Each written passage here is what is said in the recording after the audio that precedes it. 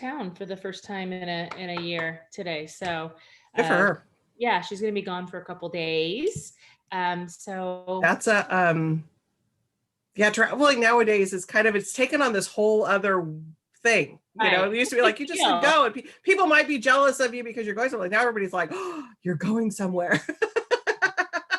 Gosh, yeah, hers is to visit some family that she needs to visit, but nothing Oh, too exciting. I love it. But yeah, it's we're gonna have a fun Yeah. time.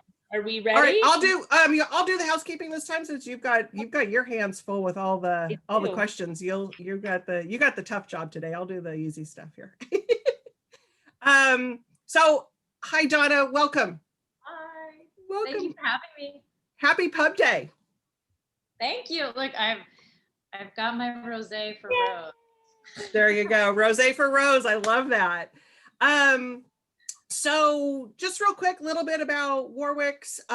We are open for business, have been since May of last year. So I shouldn't even really say that anymore. For those of you that watch us a long time, you're going to get tired of hearing me say this, but Warwick is actually celebrating its 125th anniversary this year.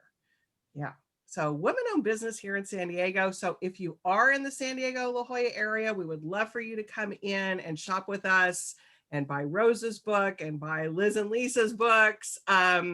We've started the couch surfing thing we've been doing for, I think Friday, Liz, is our official 1-year anniversary for couch surfing. Right. So right.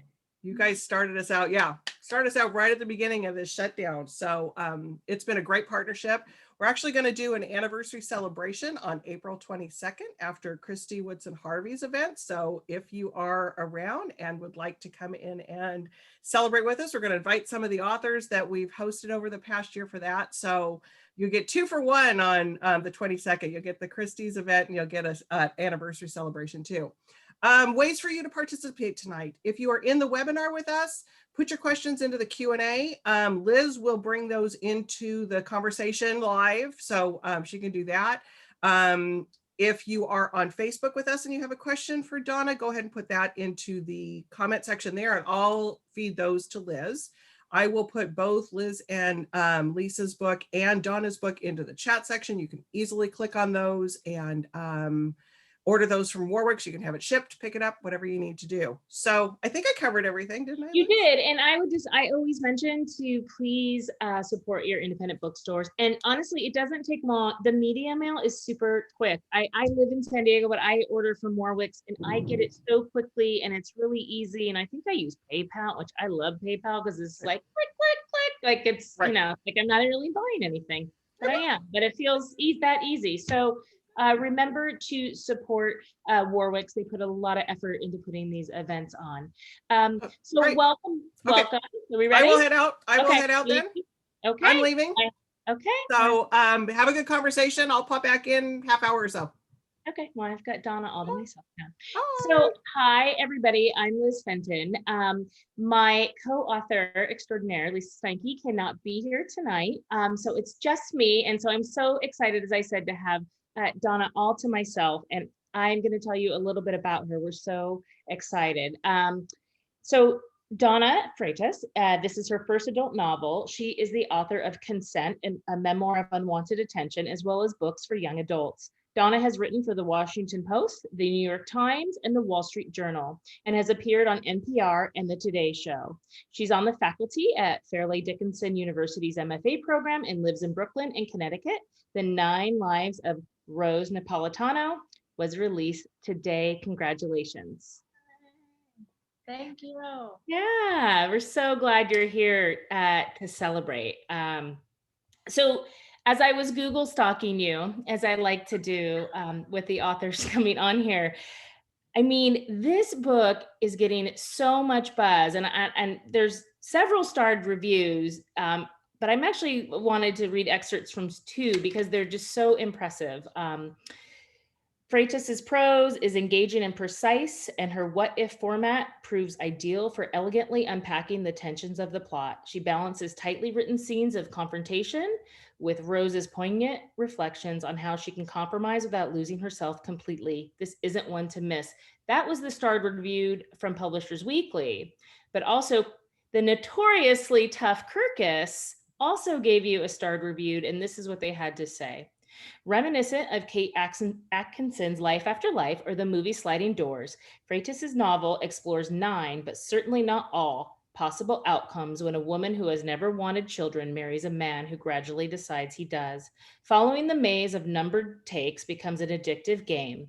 Highly literate escapism, like watching The Queen's Gambit, highly readable and provocative. So tell us what it's about. Well, I love that Kirk has said it was like watching the Queen's Gambit. I love that. I loved it. Yeah. So that felt like the highest compliment. So The 9 Lives of Rose Napolitano is about a woman whose marriage has come to rest on a woman who doesn't want children, whose marriage has come to rest on whether or not she will change her mind because her husband has changed his mind and is pressuring her to have a baby. And so the book tells 9 different versions of Rose's life, and in some she has a baby and in some she doesn't. And I think this is a woman that really this is a novel that really celebrates women's choices about just about everything in their lives, whether it's marriage, having children, career, friendship. I think it's also a novel about women's relationships with their own mothers and with their daughters. And so it was a really, this question of women having children or not felt really urgent to me. And so I decided this was going to be my next book. And when I was thinking about writing it, I thought there's so many different ways I could write this. And then I didn't sit down to write until I realized, or until I thought, oh, what if I could write all the stories? Right. And so this is how I got here. So. Yeah, I think as authors, and we had a book come out last year, How to Save a Life, that has a sliding doors. They're living the same day every day, so it's different, but it's the same premise that you just said. Where as authors, it's so fun to get to explore all the possibilities. You don't have to choose; you can explain.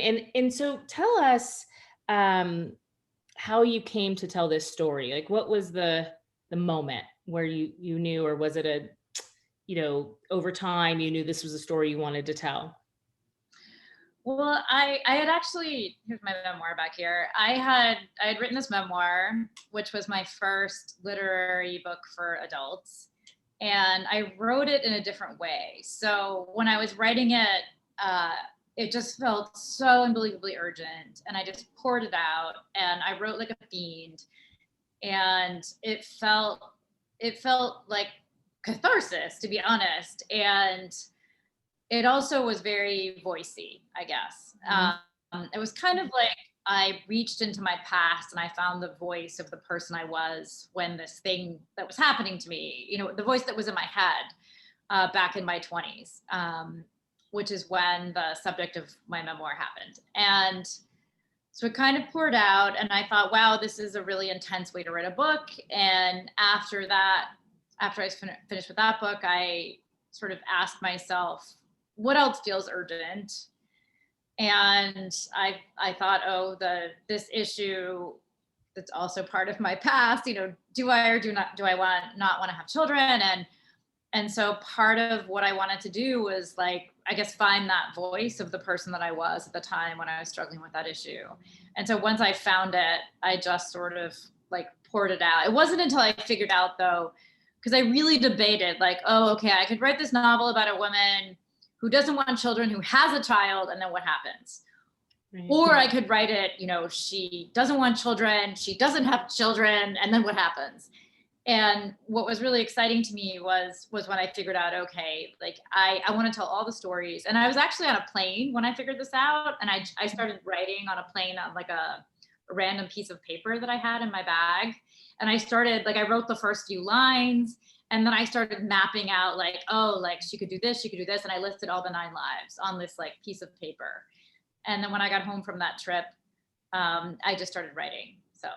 Isn't the best moment when it all clicks, right there for the concept. And I do think you're touching on something that's so timely. I think it's this having children or not having children and the judgment that goes on around on both sides and about mothering in general. I think you're really tapping into something. And we have a question here that ties into it from Lauren Murphy. She's asking, as a successful writer, professor and professional, have you felt marginalized as a non-mother?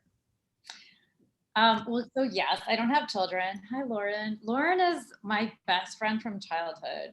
So, Oh, so thank you for coming, Lauren.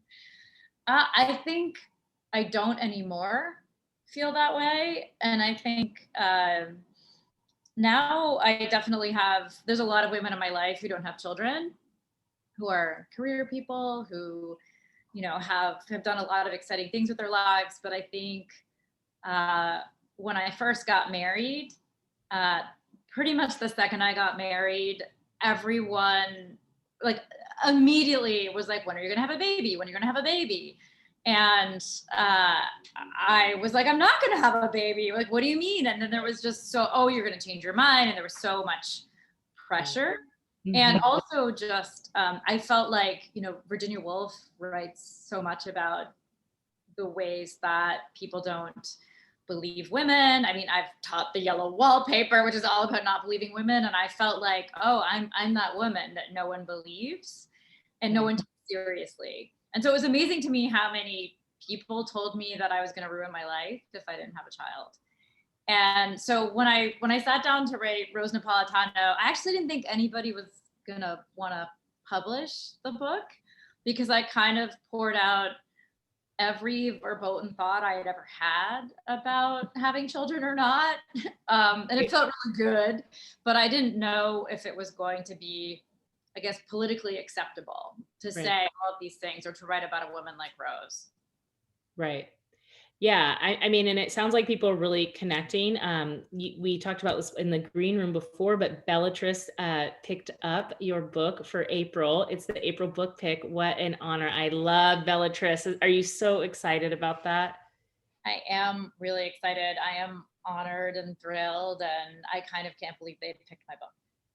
It's amazing. And probably, and I was thinking about it as you were talking about the themes of the book. I imagine we were talking how that's great, like kind of cool. It's like the cool book club. But I also think a lot of young women are going to relate, or all women, but particularly maybe young women that are, getting married or maybe deciding whether they're going to have children or not, like feel that pressure that you talked about, and feeling unheard and unbelieved, and they'll really connect with that. So I want to change gears for a minute. I want to talk about your cover. It's really beautiful. And I am always interested on what that process looks. I mean, we've been at multiple publishers, and I feel like the process is different at everyone. So can you tell us a little bit about what the process was for coming up with and choosing that cover? Well, I think this cover is so inspired. I can't believe how beautiful it is. When I first saw it, when you get the email where oh, my cover's attached to this email. I'm opening the email. It's scary to click. Yeah, it's scary. Am I gonna love it or am I gonna hate it? What am I gonna do if I hate it?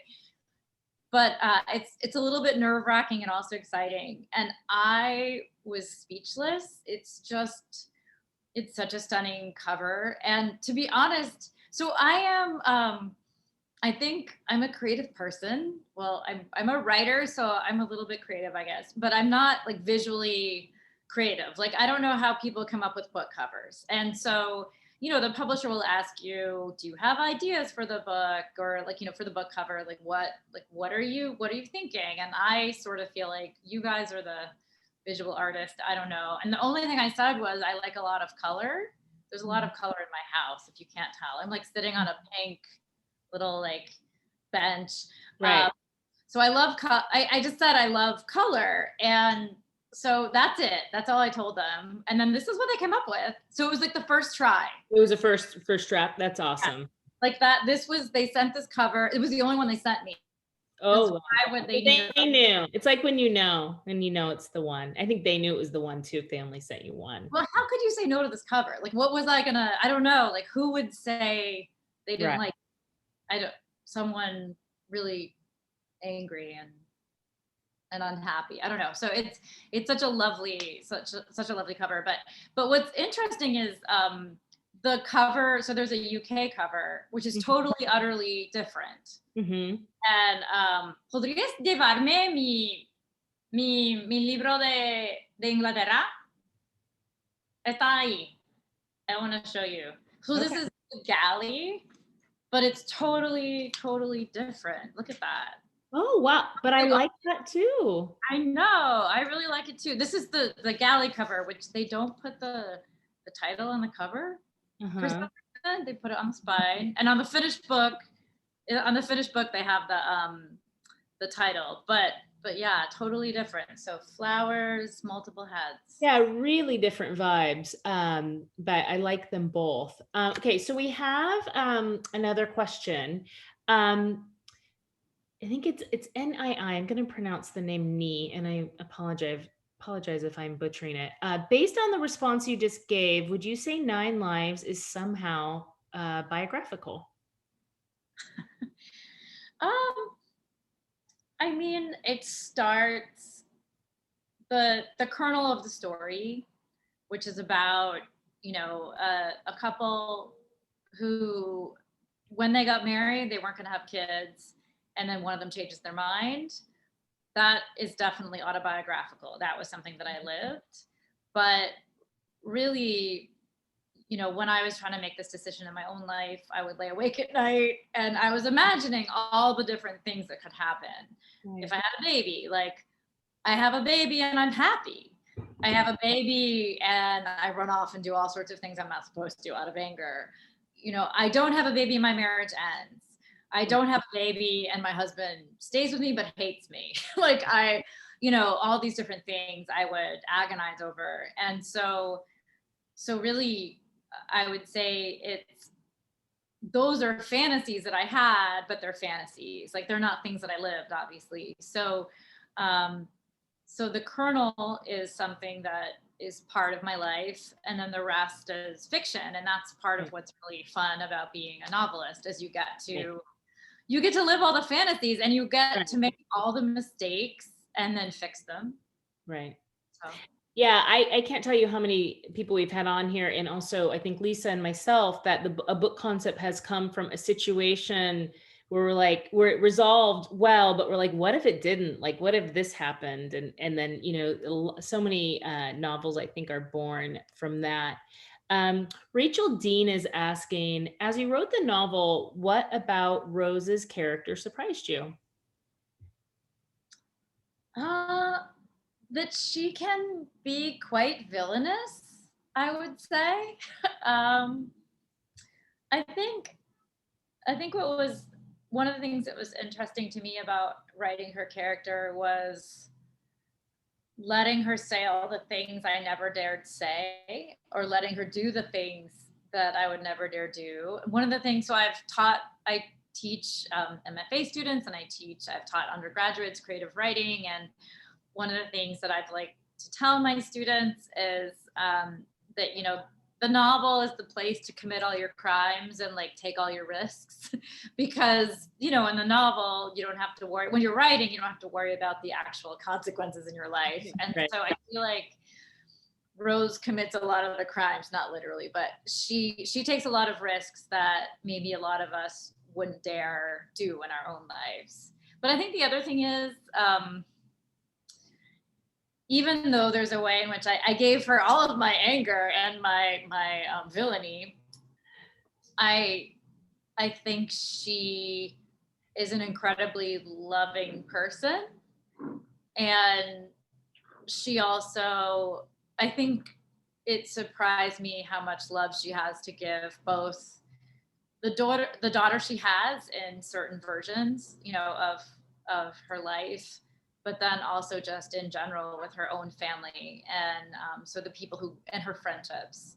So she's a really complicated character, I guess. Right. She sounds very human.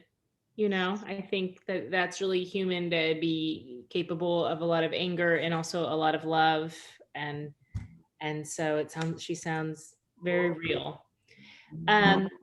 Matt Matt De La Pena, sorry, is asking, so great to see all the great reviews, but what are the challenges of publishing in a new space during a pandemic? Wish we could hear you live at Warwick's. Oh, hi, Matt. There's all these nice people here. I think Nee is also someone I know. Yeah, he said that you're his professor. You know, he said shh after, but I told you anyway. Sorry, Nee. He also said I said his name right, which made me feel really good. Well, Matt, thank you for your question. It has been kind of fun to get to be a debut novelist again when you've written a lot of other books, just a few. But it's fun to feel fresh and new in the adult novel world, or the adult book world. I think it has definitely been hard to publish a book in a pandemic. You kind of hope, like I wish that you and I were in the same room having this conversation, but we're not. Right. But it's also nice that, we can still be having this conversation, over Zoom. And so I guess I'm looking forward to life going back to something like normal, and to us having book events in person again. And I have hopes that, in the near future, I'll be doing events in California. Right. And, right. You and I, Matt, you and I will all be in the same room. And then after we'll be toasting. Oh, we're totally having wine. We always, after Warwick's, there's a place around the corner we always go to. Yeah, I do. And I think you kind of bring up a good point too. And I always try to silver lining everything, but I think one of the silver linings is that you probably get access to a lot more people that might not, they can just sign on here from anywhere in the world and hear you speak about your book. Well, I did something this year, I think because of the pandemic, that I never would normally do, which everyone who knows me knows this, because I don't have a smartphone and I have never had social media before this year. I decided to try Instagram partly because of this book in the pandemic, because it's definitely, people have really been relying on social media more than they have even in the past, which I'm not sure is a good thing. But anyway. Right. But so I decided to try Instagram, and I sort of like stuck my toe in and put up a picture and had a private account, and then started putting up more. And so now, I've kind of enjoyed being on Instagram. There's so many nice Bookstagram people, and it's been kind of fun to find my students and my former students and my friends and all these people who love books. And so I think that for me, like if the pandemic hadn't happened, I don't think I'd be on Instagram. But so give everybody your handle too while you're here. Oh, it's Donna Freitas.writer. Right. So they can follow. There's a lot of Donna Freitases, weirdly. Really? Yeah. Well, I would have thought you had that one all to yourself, but few of us. Yeah, we'll go make sure everyone follows her, and Lisa and I are Lisa and Liz, in case nobody's asking, but I'm telling. Well, I agree. I mean, I agree with everything you said. And I do think it's been a wild year. And I think, again, those are those weird silver linings that have come from it. We have another question from Megan Clifford. What was it like writing an adult main character instead of your typical young adult protagonist? Do you feel it opened new creative doors? That's such a great question, Megan. Yes. Well, I didn't decide I'm going to write an adult novel now. It's just the question the topic I wanted to write about was clearly a topic for a novel for adults. And it felt good, I guess. It felt good to sort of be in the head of someone different, or sort of not be in the head of someone who's a teenager, which I also really love doing, since I've written quite a few YA novels. But it felt exciting to be able to explore a different set of issues that you can't really in YA, because obviously you're not going to write, like a woman who's debating about having a child is probably not going to ever be a YA protagonist. So right.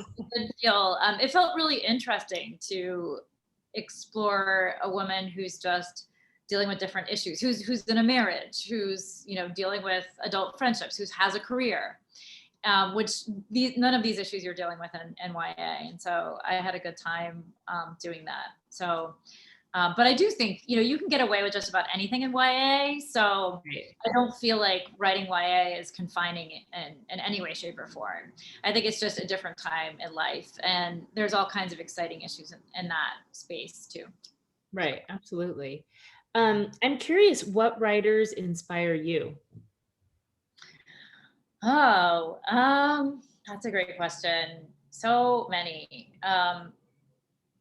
Well, most recently, I have been obsessed with, actually, a lot of them are YA, to be honest. So Okay. I love Aristotle and Dante, Discover the Secrets of the Universe, is one of my favorite books ever. I love that book with all my heart. The voices are incredible. I just love the friendship between boys. The parent characters are amazing. Matt, I talked about your book, We Were Here, in one of the videos I did for Bellatrix. That's Matt is one of my favorite writers. So I think he's amazing. I love Francisco Stork. I love Jenny Han. I feel like so many of the writers that, Emily Lockhart, Ruby. Oh yeah. Yeah, she's great. We Were Liars is one of my favorite. You have to read Ruby Oliver. Have you read her Ruby Oliver books? The Boy Book and the Treasure Map of Boys. And I gotta read that. They're some of the funniest books I've ever read. I think one of the things I love about YA is there are a lot of voicey writers, voicey stories. E.T. Gottfried, The Nerdy and the Dirty, the handsome girl and her pretty boy, I think is what it's called. He's one of the funniest writers I've ever met and super voicey. But I think I'm a voicey writer, and so I tend to gravitate toward those kinds of books. So those are some of the books that I really love. Well, Matt De La Pena says thank you over in the chat. We've got a couple more questions. Robin is asking, how did you set about developing Rose's voice, and do you decide things about your character that don't make it onto the page? Oh, yeah, there's a lot of stuff that gets like slashed. So I think my process for writing is the first draft. The first draft is like the gift to myself because I don't have to worry about anybody else. Right. Like I write long, I put whatever I want in it. I put there's always like extra chapters that I cut later. So I always just sort of give myself whatever I want, say whatever I want. And then when I'm revising, I'm very ruthless. And so I will cut entire chapters. I'll cut entire characters, sort of smaller characters.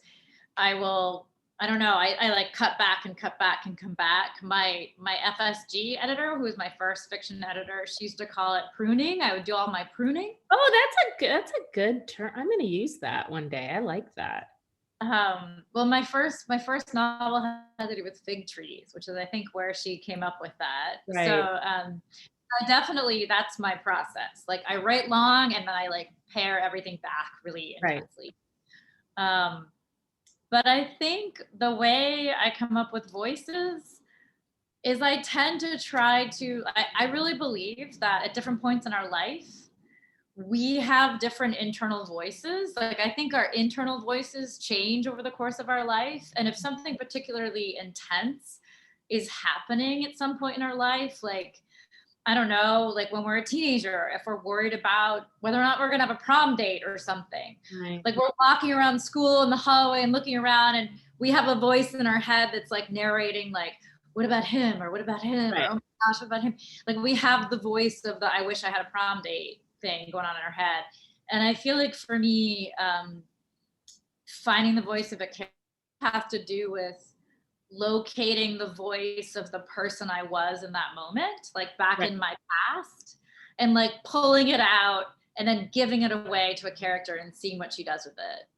Do you journal? Because I think journaling is always a big way to do that. I used to journal a lot, and sometimes I found that was the only way I could capture who I was in that moment, by going back and reading what I wrote in that moment. No, I mean, I think for me, I think of writing as kind of like acting. Like in the morning I get up and I have to somehow like get into character. Like I have to Right. wait for like the voice of my character to enter my head and then I can start writing. Right. And so it feels like, getting ready to be in a play. And I have Right. to put on this character and then I can sort of let her out. But I definitely feel like it's this sort of combination of creating like this character that you have to become when you're writing, but also the kernel of it comes from some sort of internal monologue that I had at some point in my life. Yeah. And there's like cadence to our internal voice, and it's about Right. like finding that. Absolutely. Dana Malone is asking, even though this book is not biographical, you acknowledge that the kernel is kernel. That's another buzz. I might talk about kernels now after this. Is based on your own previous toiling. Did you have any pivotal moments or shifts through writing about this, or maybe epiphanies? If she's asking, I think she's maybe asking if you had an epiphany through writing this. Yeah, I think I definitely, let's see, there's two. One is, you could say that I really resented the fact that my husband changed his mind about children and then made my life hard for a very long time. But it was in writing the book and creating the character of the husband where I really had to dig in to think about, okay, like why would someone change their mind? Like what would this mean? And I think, I really thought a lot about how this is such a huge part of a person's life. And can you really know, like at 25 or 28, about this huge thing? Like, of course someone can change their mind. And is it unfortunate, that you end up in a marriage where this happens? Yes. But is it forgivable? Also, yes. Right. So I think really trying to get into the character of Rose's husband, Luke, helped me to forgive, I think, a lot. And I think the other thing is, the thing that I resisted the most that wasn't in the first draft of the book that Pam Dorman bought when she bought my book was the very intense conversations that Rose has with her own mother. Mhm. I really had kept Rose's mother to a minimum in the novel in the first draft. And then Pam, my editor, was like, we want to see Rose and her mother. And I think I had partly resisted it because, so my mother, it'll be 18 years this June that my mother passed away. And I think my favorite part of this book was the part that Pam really pulled out of me, which was all the conversations that Rose has with her mother about becoming a mother and not becoming a mother, just their relationship in general. And I feel like in writing this book, I had all the conversations that I wished I could have had with my mother, but didn't get to have. Rose has them with her mother. And so I think it was maybe the most lovely part of writing the book for me, was getting to do that. And I don't think I realized I did that until I was reading the very last time I read the book, when it was already in production, because Pam made me read it again. She makes you read the book a lot of times. And so I was reading it, looked like book pages, and I was like weeping through the book, which I never do for my books. It's weird for the author to weep with her own book. Right. I was crying, and then at one point I looked up and I thought, wow, I really wrote the book I needed. Like, I clearly needed to write these conversations between Rose and her mother. So I would say that's the Rose's relationship with her mother, I think, is my favorite part of the book. It's really beautiful. And I think Denise has a question, but I think you just answered it. But she's asking, would love to know if Donna's upbringing had any influence or impact on her decision to write this book about Rose. Hi, Denise. I mean, I think the book is very Rhode Island, actually. And that's where I grew up. But I definitely feel like a lot of people have asked me about the parents, and people have asked me a lot about the dad. A lot of people love the dad, which makes me happy because I feel like he's probably the most true character in the book, the father is a lot like my dad. And I think all the other characters are fiction for real, including the mother.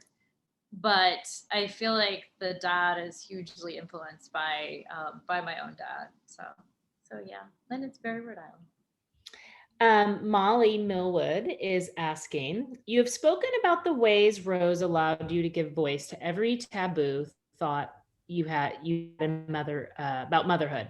And I am very especially excited about that as a psychologist invested in normalizing maternal ambivalence. I find myself wondering about the flip side of that. Did writing this novel change or deepen your perceptions of the rewards of motherhood?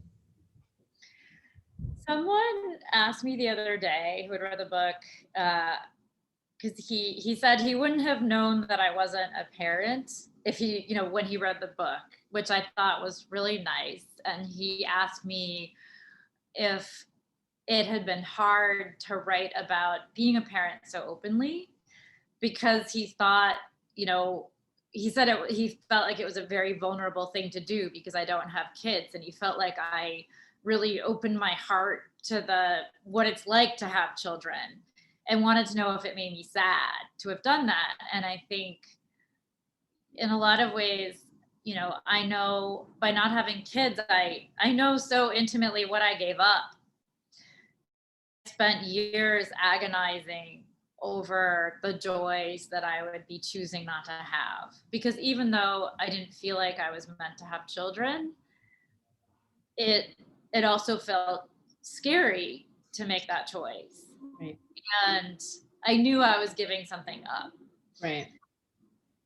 And I think, I think when I'm writing, one of the wonderful things about getting to write novels is so much of it is mourning. I think it allows you to mourn the things that you don't get to have in life. And I think if you do it right, I hope I do it right, you really throw yourself into what that means. Like, you let yourself risk it all. Like, I think to write a novel is to become vulnerable. Like, you have to be willing to reveal yourself and your fears and your losses. And I think that I hope that I let myself express that longing and that loss through the relationship between Rose and her daughter, Addie. I hope it feels real. It felt real to me writing it. And when you are a woman who doesn't want children or who isn't going to have children, people tell you all the time that you're going to regret it for the rest of your life. And right. So it feels scary to be like, okay, I'm still going to do it. And so I think,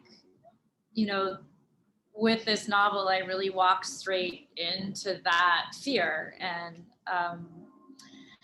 tried to explore what my life would have been like if I had actually had a child. So. Exactly. Okay, we have one last question. Although I do want to hear what you're working on right now, so I'm going to ask you about that in a second. But Krista is asking, what kind of trajectory do the 9 lives of Rose follow? How do you go about deciding how to sequence them? Oh, they bounce around a lot. But the way it sort of works is, there's a little tidbit in the beginning, and then I tell basically like one full Rose's story to sort of get you situated about what the issue is. And then I start like, you meet all these different Roses and they start building. And I would say that even though Rose lives 9 different lives, all the people in her life are kind of steady, except for her husband. Her husband sort of lives like a parallel life to her, but everybody else is kind of steady. So over the course of Rose's 9 lives, the people who populate her world, her parents, her friends, her lover, they like, you get to know them over the course of the book, and they have one arc, even though Rose has 9, more or less. Right. So I'm hoping that it's not, so you're able to kind of like hold all of them. But it's complicated. I would say that, she fragments into 9, and then the end without giving anything away, it's maybe kind of a surprise. But my hope is that people, regardless of whether or not they have children, regardless of how they feel about that topic, will find themselves spoken for in the rose that remains by the end of the book. And so I know that's kind of cryptic, but I'll just kind of leave it there. It's okay. And people, that sounds very interesting. So we're going to wrap up here in a minute. I know you told us where to find you on Instagram, and then can you give us your website really quickly too, so they can find you? DonnaFreitas.com. Right. Okay, great. And as I mentioned, we're Lisa and Liz on Instagram, and lizandlisa.com is our website where you can find all our other social media. But I wanted to close with what you're working on now. Can you tell us what's next? Sure. I am also an academic, and I've been, over the course of the pandemic, I've been conducting a national study about restorative justice and Title IX.